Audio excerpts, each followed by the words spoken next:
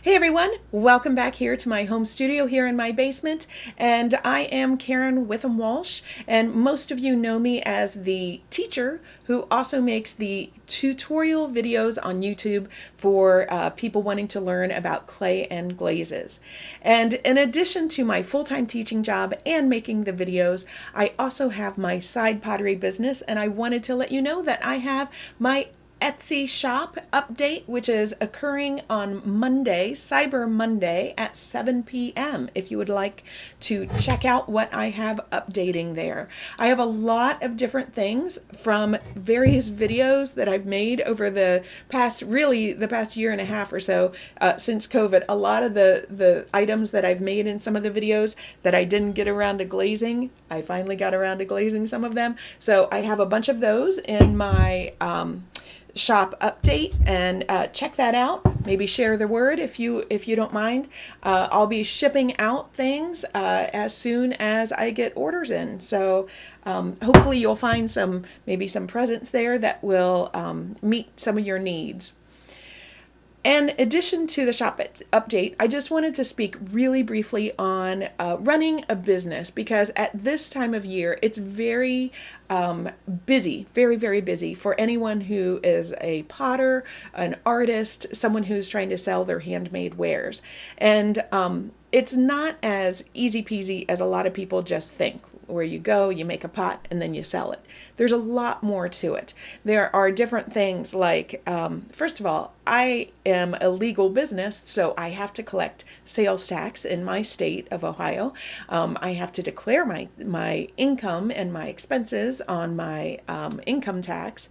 And of course, I have expenses like insurance, electricity. Shipping is, a whole other thing that sometimes people don't think about. They just start selling online, like they put things up on Facebook Marketplace and they make a sale and they're like, oh, now I have to ship it.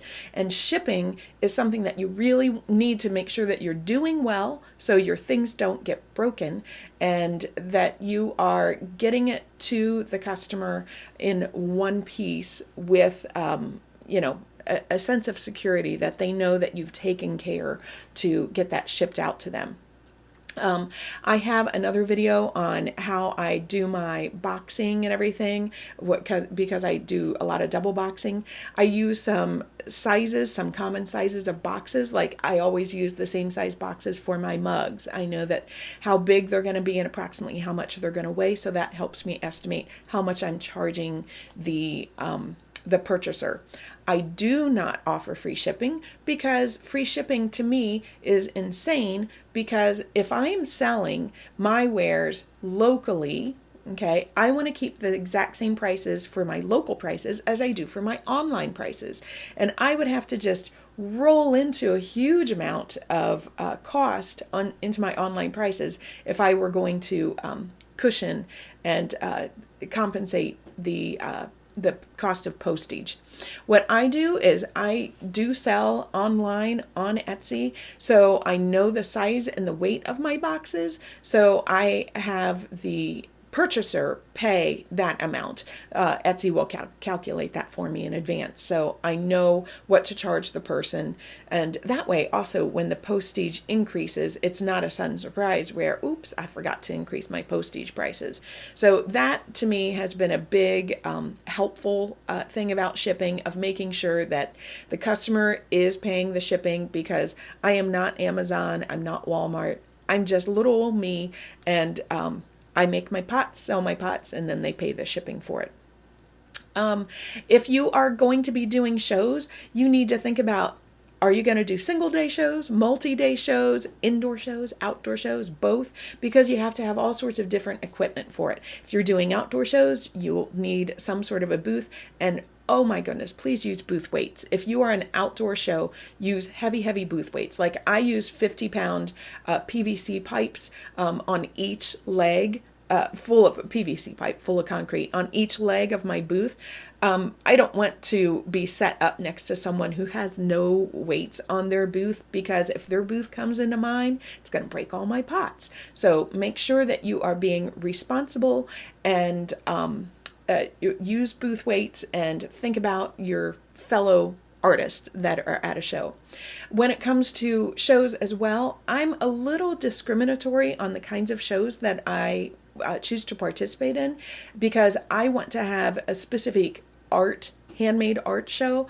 I usually stay far away from anything that has those like the multi-tiered marketing sorts of things, because that's not handmade. I want to go to a show where people are seeking out handmade artist things, not things that you can just buy from catalog. And there's nothing wrong with that. It's just not going to be the same as what we are doing who are making handmade pieces. Because I'm a full-time teacher, I don't have a lot of time for sales. It takes a lot of time, like getting my Etsy shop ready for the update on Monday. It's taken hours and hours and hours and hours and hours. And that is no exaggeration, because in preparation, when you take a pot out of the kiln, it's not just like you take it out of the kiln and then you list it and it's ready to go. You've got to do stuff like you have to smooth the bottoms. You have to really kind of polish the bottoms, make sure that things are in excellent shape. So the customer, you know that the customer is going to be happy when they get it. You want to think about what, if any, selling platform are you going to use.